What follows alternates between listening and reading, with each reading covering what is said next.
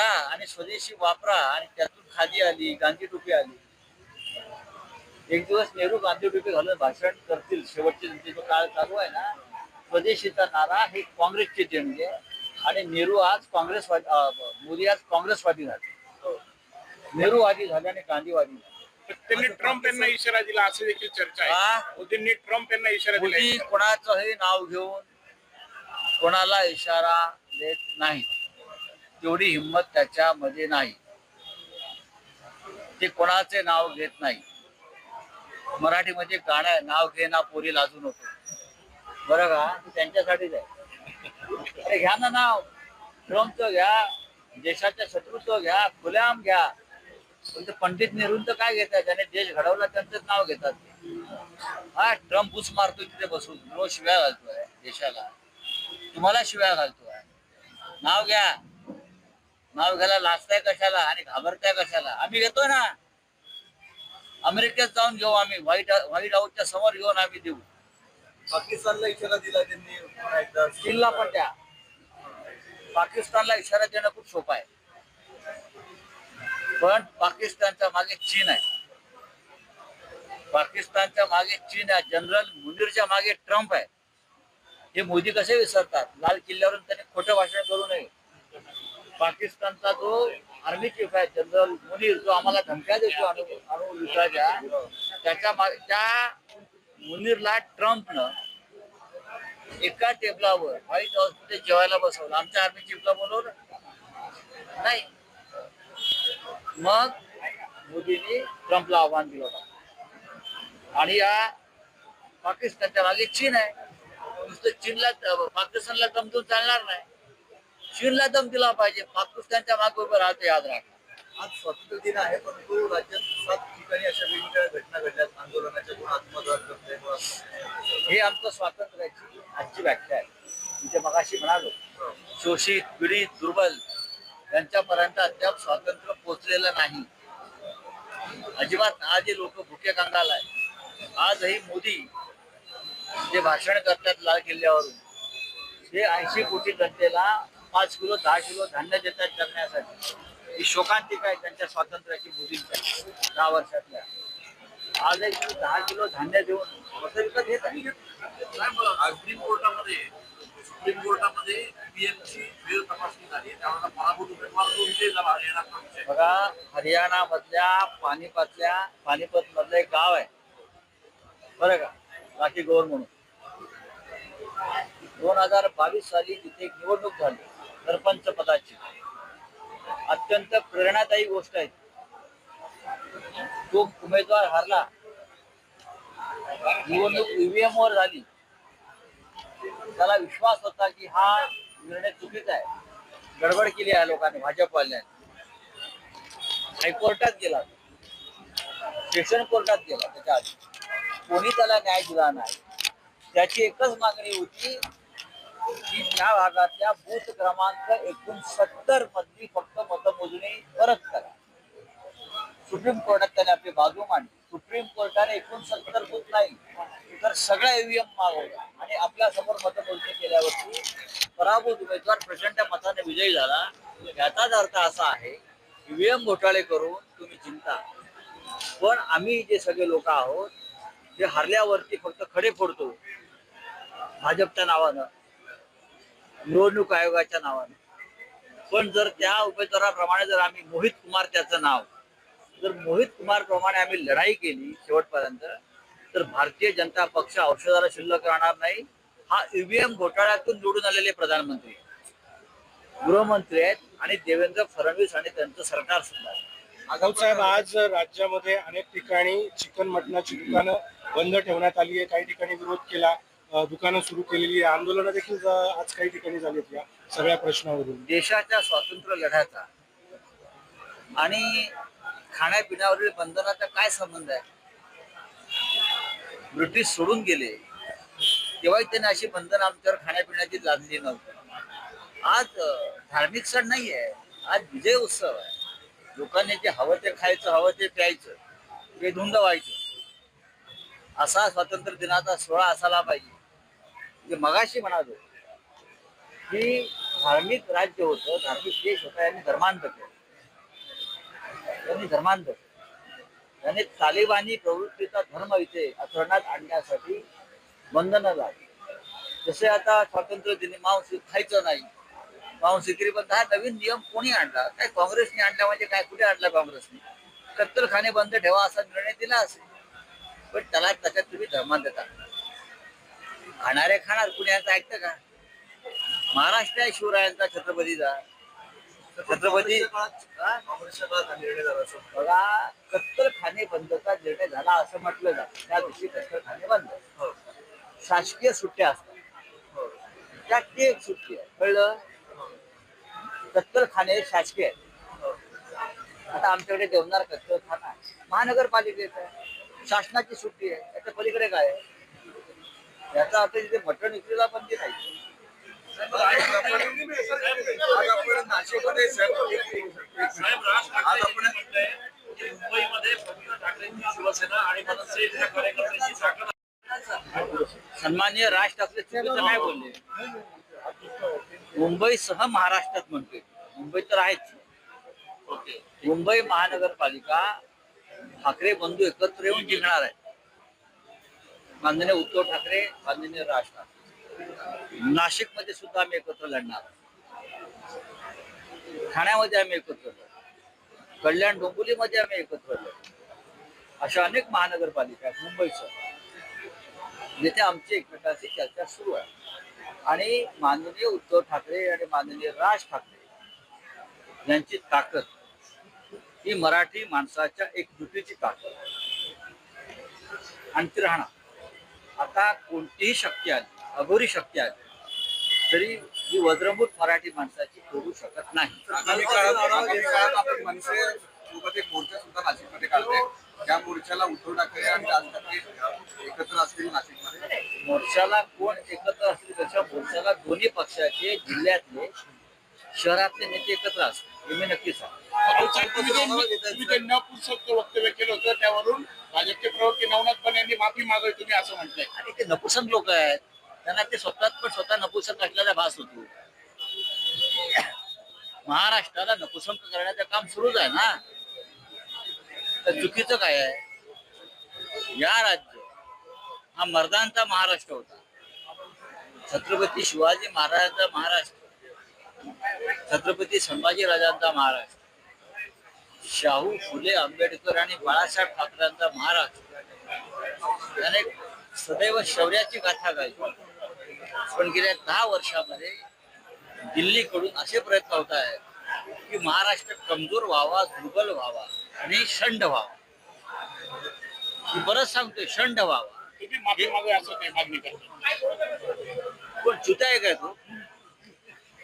असे मागणी करतोय, चुत्या आहे का तो? कोणी साला मराठी माणूसच आहे ना तो, का त्याची सुनतागिरी आहे? विचारा जाऊन त्याला. मी बरोबर बोललेलो आहे. नरेंद्र मोदी, अमित शहा, देवेंद्र फडणवीस यांच्यासारख्या प्रवृत्ती महाराष्ट्राला, मराठी माणसाला नामर्द करण्याचा कसोशीनं प्रयत्न करतायत की त्यांनी लढण्यासाठी उठू नये स्वाभिमानाच्या प्रश्नावर. पण महाराष्ट्र स्वाभिमानी. आम्हाला माहिती आहे आम्हाला काय खायचंय, काय प्यायचं आणि कधी तलवार उचलायची. ती तलवार आता 2 ठाकरे बंधूंनी उपसलेली आहे. त्याच्यामुळे महाराष्ट्राची मर्दानगी काय आहे ती उचलून बाहेर येईल. हे भाजप विजवतं मला तुम्ही सांगू नका हो. अरे जाऊ जाऊ, त्यांना माफ करा. बोललात काय नेमकी चर्चा झाली, काय आढावा? आम्ही कालपासून साधारण आहे शिवसेनेचे सर्व जिल्हा पदाधिकारी, शहरातले, आता पहा ना, दत्ताजी गायकवाड आहे, डीजी सूर्यवंशी आहे, वसंतराव गीते आहेत, आमचे केशव तात्या बोरचे आहेत, आमचे राजाभाऊ आहेत, आमचे वाजे पाठीमागे आमचे भैया मांडे सगळे पदाधिकारी, जिल्ह्यातले नितीन आहेर आहे, सगळे जिल्हा प्रमुख, सगळे तालुका प्रमुख, सगळे उपजिल्हा प्रमुख तिथे आले. जिल्हा परिषद कशा प्रकारे लढवायची त्याच्यावर मंथन झालं आणि आम्ही ताकदीनं जिल्हा परिषदा, नगरपंचायती लढू. शहरातला विषय महानगरपालिका, तो विषय संपलेला आहे. त्याच्यावरती फार चर्चा करण्यात आता आम्ही काही वेळ घालवणार नाही. का बरं सर? झालं ना, आमचं आमचं काय करायचं आम्ही आमचं अंतर्गत ठरलेलं. धरण भोगावलेंनी एका ग्रामपंचायतीचं झेंडावंदन केलं. खरं तर पालकमंत्री नसताना सगळी ग्रामपंचायतीचं ना त्याच लेवलचे आहेत ते. चला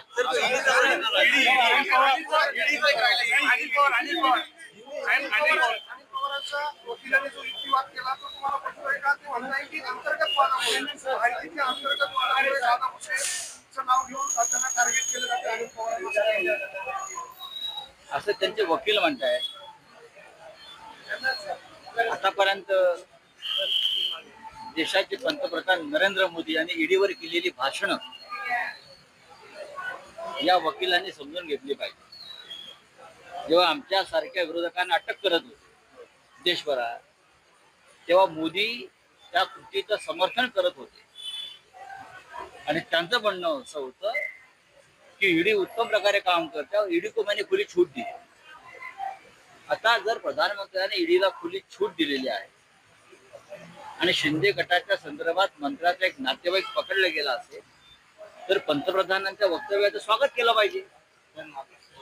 हा, प्रधानमंत्री ने सांगितलेलं ईडी को खुली छूट दी है. के ऊपर आज मोदी जी का भाषण चला, रिकॉर्ड में भाषण हुआ है. एक घंटा 5 मिनट बात की उन्होंने, आधुनिक भारत की बात की है, रोजगार की बात की है. ये जो आधुनिक भारत है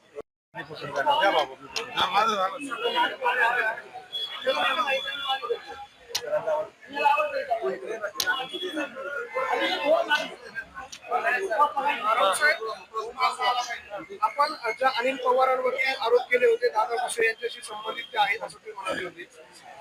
अनिल पवार आयुक्त माजी आयुक्त त्यांना ज्यावेळेला त्यांच्या वकिलांनी युक्तिवाद करताना कोर्टात असं म्हटलेलं आहे की शिंदे गटातला अंतर्गत वाद आणि महायुतीतला अंतर्गत वाद जो आहे त्याच्यामुळे त्यांच्यावर अशा प्रकारची कारवाई केली जाते. त्याच्यावरती मी नंतर येतो. आज देशाचा 79वा स्वातंत्र्य दिन ठिकठिकाणी झेंडे फडकलेले आहेत, तिरंगा फडकलेला आहे आणि आजही या देशामध्ये बेरोजगारी, भूक, कायदा सुव्यवस्था, अंतर्गत सुरक्षा याची गंभीर समस्या आहे. निदान नरेंद्र मोदी देशाचे प्रधानमंत्री हे आता 75 वर्षाचे होते आणि देशाचे स्वातंत्र्य 79 वर्षाचे. या 79 वर्षामध्ये देश नक्कीच प्रगती पथावर गेला. जेव्हा स्वातंत्र्य मिळालं तेव्हा देशामध्ये एक सुई आणि धागाही बनत नव्हता. आज तो देश अनेक बाबतीत पुढे गेला. त्याचं श्रेय या देशाचं नेतृत्व करणाऱ्या सर्व नेत्यांना झालं. काही लोकांना वाटतंय की 2014 साली देश स्वतंत्र झाला, पण 2014 नंतर देश स्वतंत्र झाला म्हणण्यापेक्षा देश खड्ड्यात गेला. या विषयावर चर्चा न करता आता आपण देशाला स्वातंत्र्याला शुभेच्छा देऊया. या देशातले आदिवासी, शोषित, पीडित ज्यांनी अद्याप स्वातंत्र्याचा सूर्य पाहिलेला नाही त्यांच्यापर्यंत यापुढे तरी स्वातंत्र्याची किरणं जावीत या आपण शुभकामना देऊ. आता बोला. देश स्वतंत्र झाला, प्रगती लोक असे म्हणतात, देश स्वतंत्र झाला असे म्हणतात. मोदींचं योगदान वाटत नाही. प्रत्येक प्रधानमंत्र्यांनी काही ना काहीतरी योगदान दिले. भारतीय जनता पक्षाचं योगदान इतकंच आहे. गेल्या 10 वर्षात हा देश धार्मिक होता, तो त्यांनी धर्मांध केला. हा देश धार्मिक होता, भारत वर्ष झाला आपण म्हणतो. हा देश कमालीचा श्रद्धाळू, धार्मिक, त्या श्रद्धाळू आणि धार्मिक देशाला भारतीय जनता पक्षानं आपल्या राजकीय स्वार्थासाठी गेल्या 10 वर्षामध्ये टोकाचं धर्मांध केलं आणि ही धर्मांधता या देशामध्ये जातीय धार्मिक फूट पाडते आहे आणि ती देशाच्या स्वातंत्र्याला अत्यंत धोकादायक आहे. मोदींनी आज लाल किल्ल्यावर बोलताना स्वदेशीचा नारा दिलेला आहे. देश को स्वतंत्रता मिलकर 79 ईयर्स हो गए। जब देश स्वतंत्र हुआ तो ये देश की स्थिति क्या थी?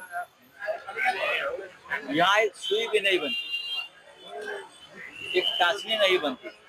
अब देश कहाँ से कहाँ पहुंच गया।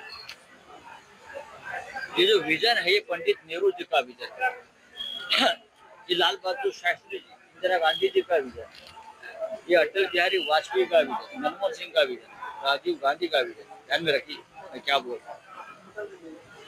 और नरसिंह राव साहब का भी ये विजन है। इसीलिए देश आज इस मकाम तक पहुंचे कि हम अंतरिक्ष में पहुंचे।